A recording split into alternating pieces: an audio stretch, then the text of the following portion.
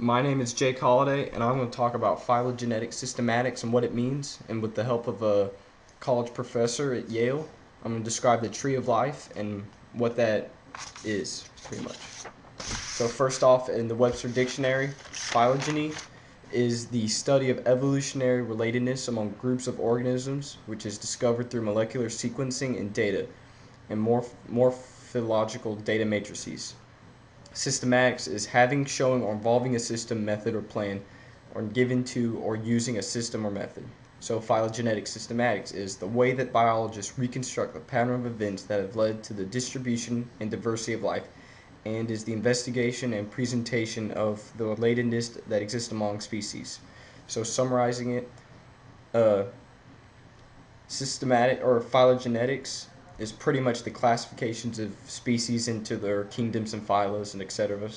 And systematics is the attempt to understand the evolutionary interrelationships of living things, trying to intercept the way in which life has diversified and changed over time. So now I'm going to go into the college course taught by that Yale professor. I'm going to cut it so where he describes the tree of life and what it is and how different species relate to each other. So here's it is. Very good. So today we're going to talk about phylogenetics and systematics, and the lecture has this kind of structure. I'll remind you of what the tree of life looks like. Then I will motivate the lecture basically by giving you some surprising recent results from molecular systematics. And then I will go into basically what phylogenetic concepts are and how to build a phylogenetic tree. I won't do this in great detail, but I hope I do enough of it so that you at least have a good feel for the issues that are involved when you do this. So this is the same picture of the tree of life that I used earlier in the course.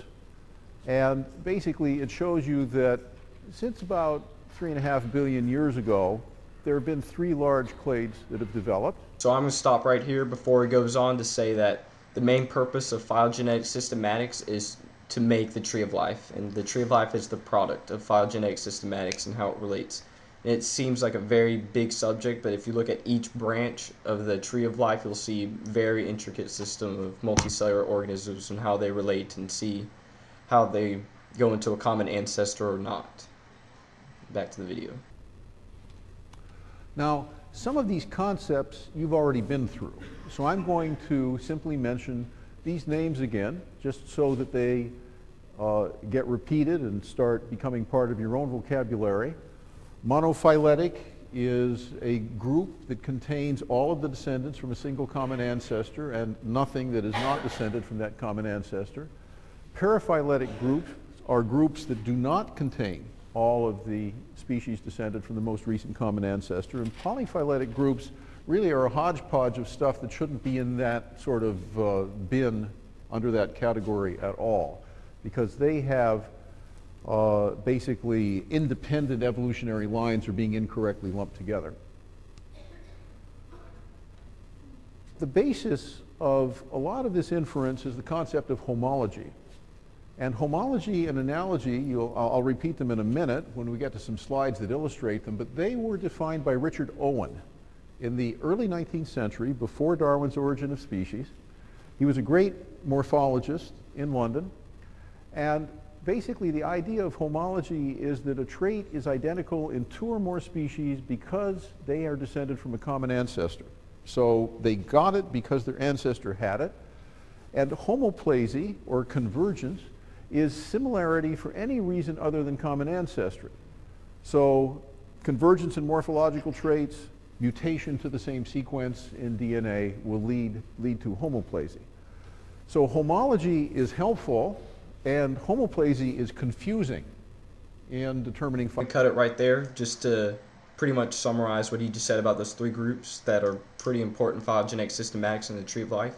And a group is polyphyletic if its species are descended from several ancestors that are also the ancestors of species classified into other groups. Homology is identified of one trait in 2 or more species by descendant from a common ancestor. And homoplasy is a similarity for any reason other than a common ancestry. And the commonest cause of homoplasy and morphological traits is probable convergence. In DNA sequencers is simple mutation. So back to the video. Phylogenies. So here's a good monophyletic group. Okay, this is the dogs. And here the dogs are. Here's Canis and Lycaon. So the Lycaon is the African hunting dog. And their closest relatives are the South American wolves. Canis, by the way, Canis, the timber wolf is in the genus Canis, and all domestic dogs are descended from wolves, which is a nice example of really rapid evolution. You know, take a wolf, turn it into a St. Bernard and a Chihuahua. I give you 5,000 years. Can you do it? Well, it takes pretty tough breeding to do that, but you can. And by the way, I had a colleague, Armand Curis, who's at Santa Barbara, decided he was going to create his own race. He wanted to create the ugliest dog in the world. He's going to name it the Louisiana Swamp Dog. Took him 6 generations. I mean, this dog is really ugly. But it's registered with the American Kennel Club.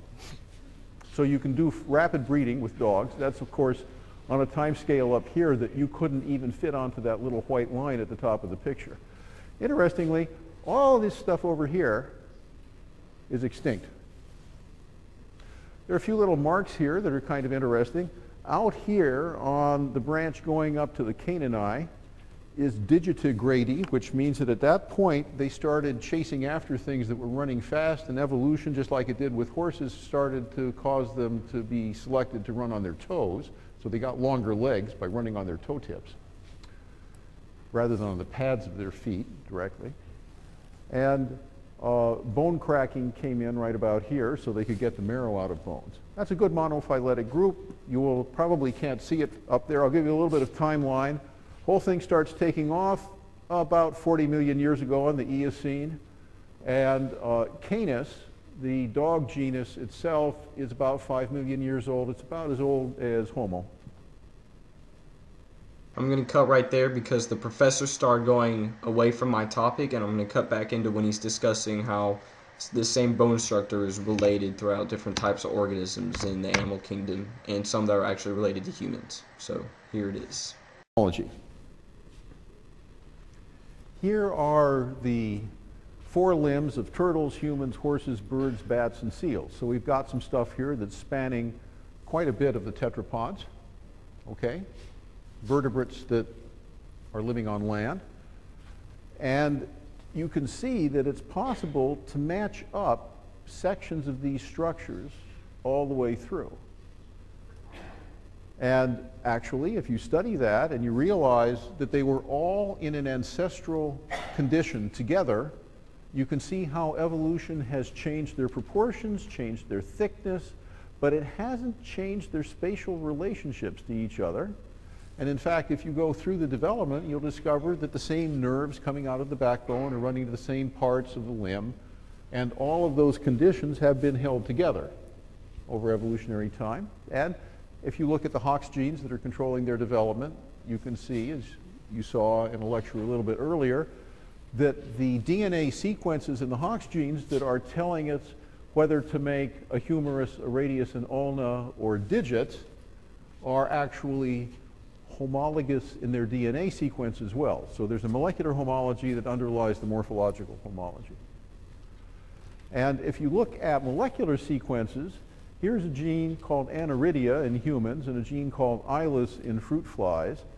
And only 6, these are not DNA sequences, this is protein sequence, so these are amino acids. Only 6 of the 60 amino acids are different. The 2 sequences are 90% identical. There are search algorithms like BLAST that go out and look for these sorts of similarities, so that if you get a candidate gene or a candidate protein sequence, it's possible simply to put a search term in to a search engine and have other genes from other species pop up. So you can look for molecular homology that way. A good molecular homology is the fruit fly homeobox complex and the human Hox complex. We talked about this earlier, where the sequence of the genes along the chromosome and the parts of the body that are being controlled by those genes developmentally are similar in humans and in fruit flies. and actually unite everything that you see here. So this sort of thing is a signal of shared ancestry, and it's the kind of molecular information used to construct the broader tree of life. So this is something that is linking together arthropods, annelids, mollusks, echinoderms, and chordates. Now, analogy. Analogy or convergence is a misleading kind of information, because that means that natural selection has taken things that were evolutionarily independent and which have sister groups, have relatives that don't look anything like this, and then shaped both of those things to come together to a common form. So the dolphin and the ichthyosaur have a very similar fusiform body, and this is because of strong selection to swim rapidly in the ocean and to chase down fish and squid, which they both did. And the analogy goes deeper than that. As you probably know, the dolphin has live birth, it's viviparous. So is the ichthyosaur. If you go to a striking museum just south of Tübingen in Germany and look at the world's largest collection of pregnant ichthyosaurs, you can see an ichthyosaur that was giving birth at the point when it was fossilized. And they often had twins or triplets. So the definition of analogy is two things that look very much alike, even though they have many relatives that look quite different and are distant on the tree. So the dolphin is more closely related to a kangaroo than it is to an ichthyosaur, and an ichthyosaur is more closely related to a hummingbird than it is to a dolphin.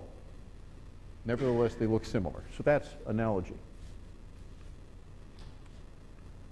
So once people got their DNA sequences and their logic under control, and they started doing a lot of molecular systematics, they discovered some relationships that were kind of surprising.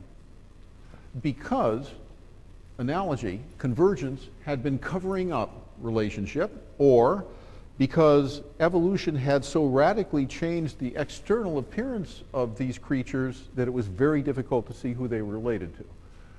Here are a few of these insights. I'll bet that if I ask Alex or Jim. So I'm going to end the presentation right there. And I left that last bit in there, even though it seemed a little bit off topic, but I left that in there to show that biologists are still finding new discoveries every day, and the study is not done yet, and how the tree of life is always need to be updated. Like, as soon as it's being written down, it needs to be updated again. And so in conclusion, phylogenetic systematics is just the study of how biologists and scientists categorize animals into their kingdom and phyla and etc. And it shows how they're all species, including humans, have some relatedness amongst them with their bone structure. And it's just the science of it. So have a nice day.